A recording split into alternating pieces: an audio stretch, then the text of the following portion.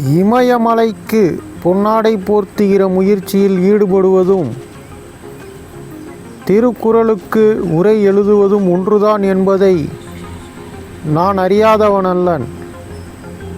354 குறட்பாக்களை கொண்டு குறளோவியம் எழுதி முடித்த பிறகு 1330 குறட்பாக்களுக்கும் உரை எழுத வேண்டும் என்ற ஆர்வத்துடிப்பு என்னை ஆட்கொண்டது.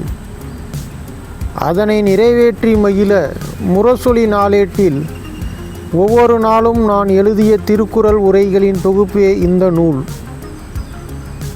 வள்ளுவர் வாழ்ந்த காலத்து நம்பிக்கைகள், பண்பாடுகள், அவை குறித்து அவரது பார்வை ஆகியவற்றுக்கு மாறுபடாமலும், வலிந்து என் கருத்து எதையும் திணிக்காமலும், குறளில் அவர் கையாண்டுள்ள சொல்லுக்கு இதுவரை உரையாசிரியர்கள் கொண்டுள்ள பொருளையன்னியில் தமிழில் மற்றொரு பொருளும் இருக்கிறது என்ற உண்மை நிலையை கடைபிடித்து, நான் எண்ணுவது போல் அவர் எண்ணினாரா என்று நோக்காமல், அவர் எண்ணி எழுதியது என்ன என்பதை அறிவதில் மட்டும் அக்கறை கொண்டு என் அறிவுக்கும் ஆற்றலுக்கும் எட்டிய வரையில் இந்த பொன்னாடையை நெய்துள்ளேன்.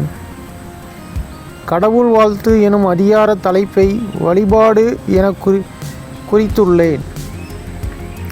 வள்ளுவரை கடவுள் மறுப்பாளர் அல்லது கடவுள் நம்பிக்கையாளர் எனும் வாதத்திற்குள் சிக்க வைக்க நான் விரும்பவில்லை.